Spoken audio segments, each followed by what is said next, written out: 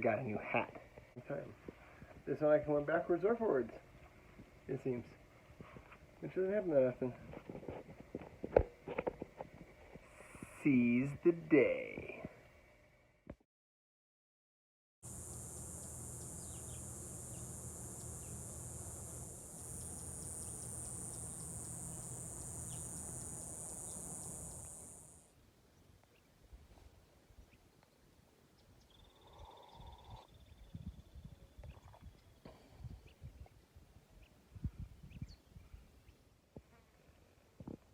Monday morning.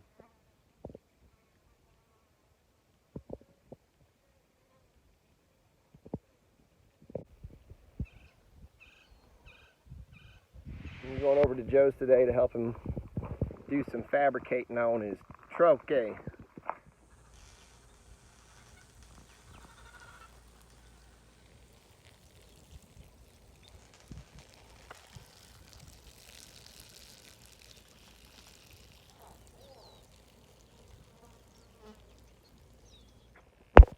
This is where I transform from how I look now into how I look when I work.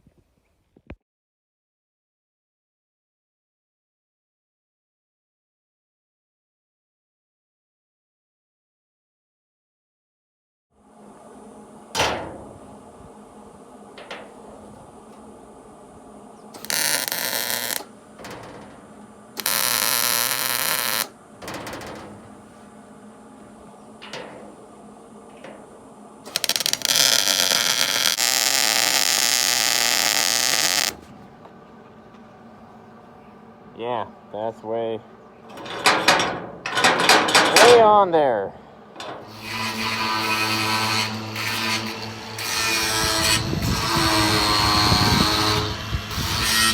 I'll show you the whole setup.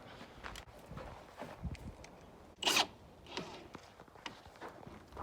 we're on low speed. Mowing it, sweeping it back in the basket. Put a dumper all in, dump it out. Sweet! Pick the green mix, spinach. I just did heads of lettuce, because then you just go out there with a cheap kitchen knife and you pick a few bucks a head at a time, and I just did it by the pound. $5 a pound.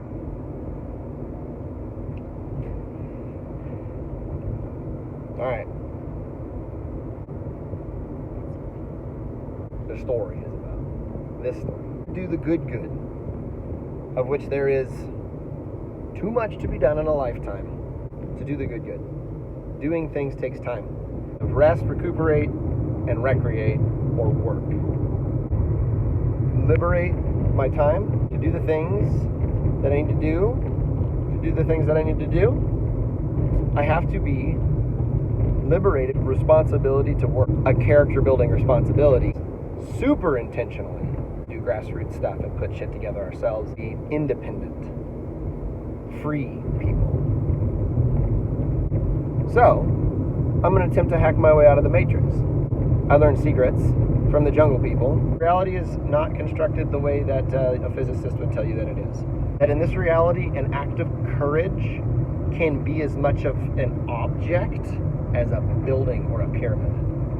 Intention and attention to this realm can change things. Once unplugged, can do good. Doing good already. Just need more damn time to do more good. I have good work. I'm a guy. I'm very lucky there. I don't take that for granted at all. There's a mission at hand. Ikigai is a cultural, a tool for in an operating culture, right?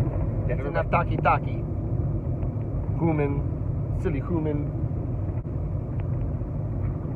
Peace be with you.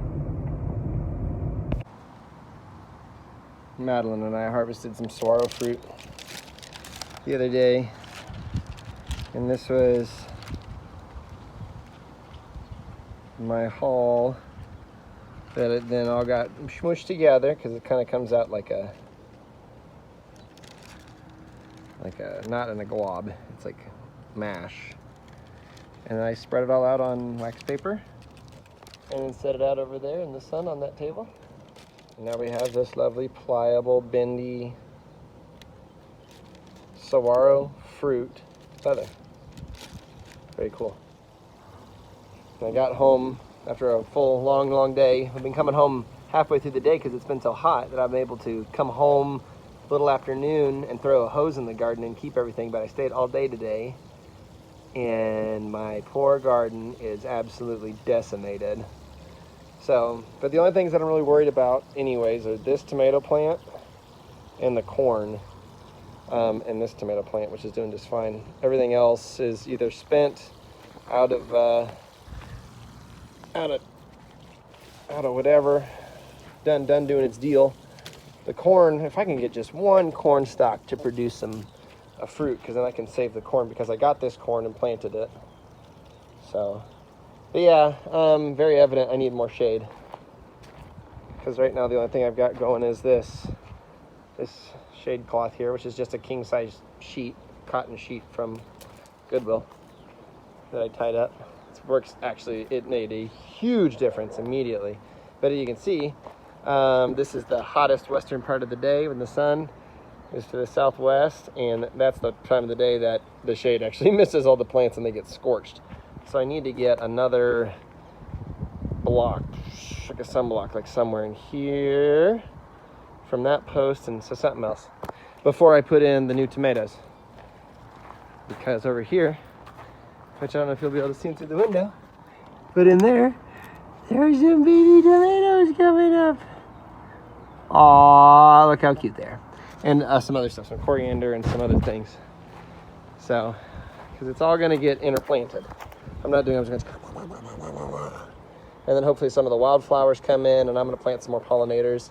And it's just going to be a jumbled up mess of flowers and food, because that's how I would do, and that's how I like it. And this is not a production garden. This is an experimentation garden.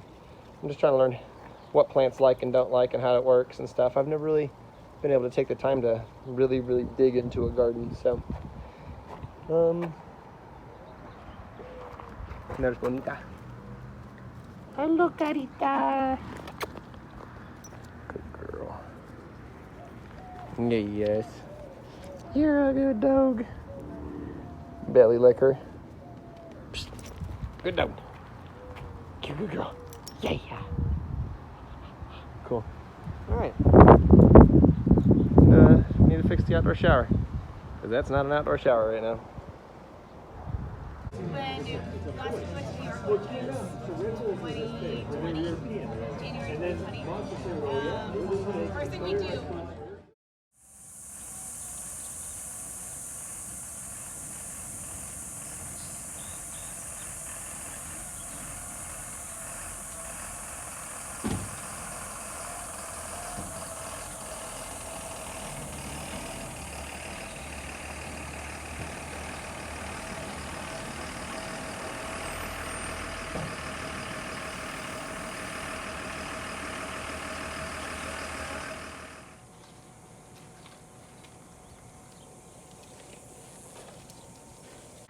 Oh yeah, you can see him on there. It's not too bad.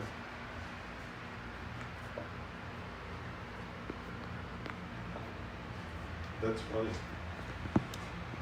We're all intrigued. It's like to clean it really good before I drop something like that. Yeah, no, that's a good call.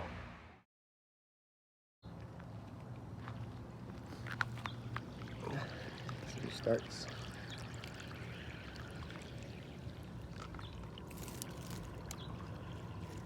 These are tomatoes and some little baby mushrooms.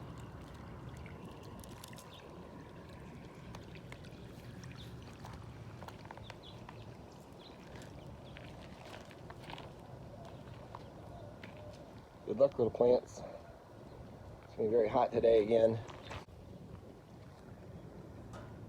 I can't remember what they are. But yeah.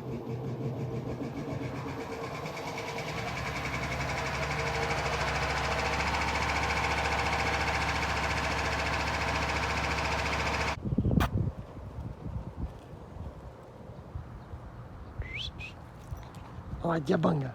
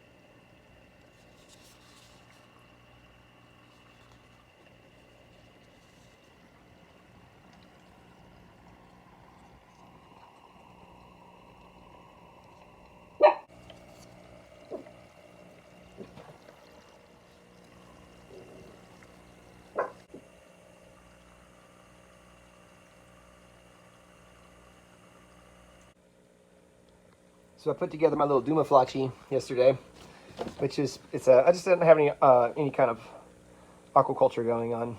And this was at the Goodwill stores. The thrift shop, it wasn't a Goodwill, but it's a thrift shop. The tank was $6. So I was just like, okay. Because it fits in the windowsill, which is pretty sweet. And I already had the watercress, which I had found at the grocery store the other day. And I was like, what? Bagged watercress, that's dope. But if you'll notice, my refrigerator is set on Arctic Blast, which I keep turning it down. I keep turning it down. Like every other day I turn it down and it's still freezing the greens. So the watercress got frosted last night, or just before I planted it. You could see it in the video when I was planting it that I was all messed up. But I mean, it's not dead. There's good leaf down in there and stuff, so now we're just going to have to wait for it to completely die and rejuvenate itself, which is fun. But yeah, these guys were a gift from a friend. Showed up at my doorstep in a cup, which is fun. A couple of the black rocks are from outside. And we're gonna let the air, clean water, do whatever it does for a couple days. Let that plant rejuvenate itself. Oh, this is a blueberry container, by the way. That's what that was from, blueberries, which was nice. Organic blueberries. Very important to get organic blueberries. Yeah, but then I think eventually we'll get a fish. Maybe 2 little tiny comet goldfish or some snails or something. Something to get some nutrients cycling around to this thing. Yay.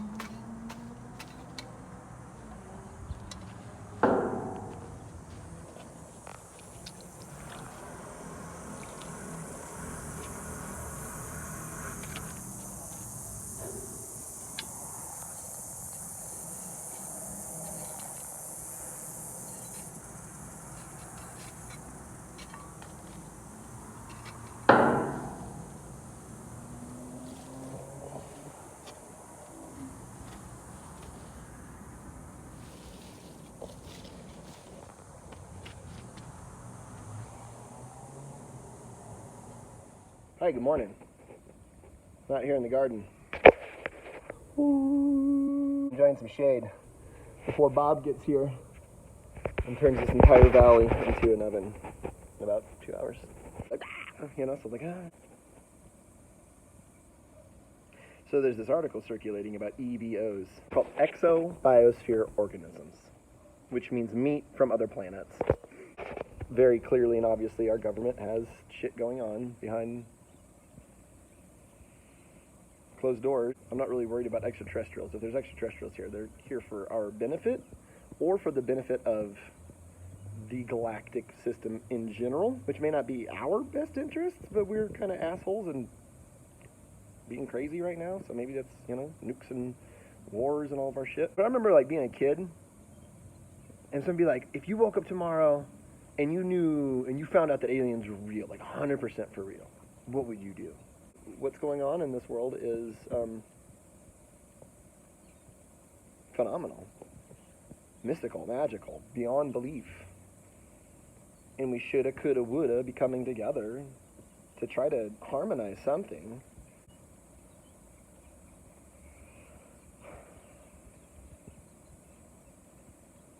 So I'm sitting in the garden.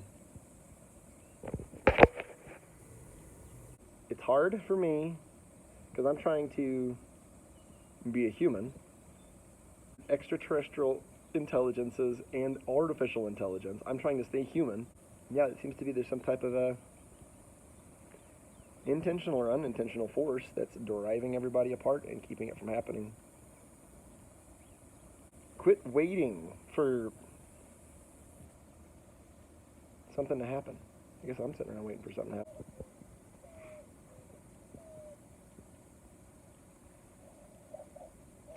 So the aliens are here because we're being assholes to each other and the planet.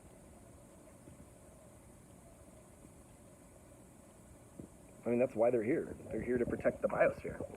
I'm spending my mornings out hand watering my garden and learning how to start seeds and working with nature and,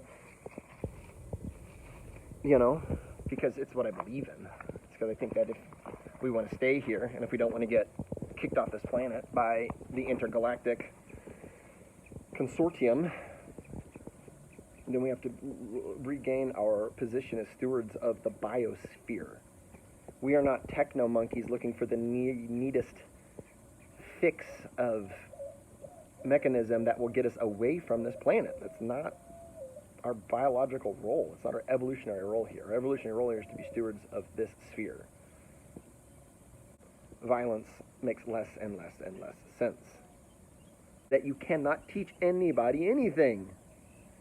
Humans don't learn to generate spaces and create spaces in which humans can come to their own conclusions about things. It's the only way that people actually change, you know, so to fully change your mind and to learn something, to really change what's going on, it has to come from the inside.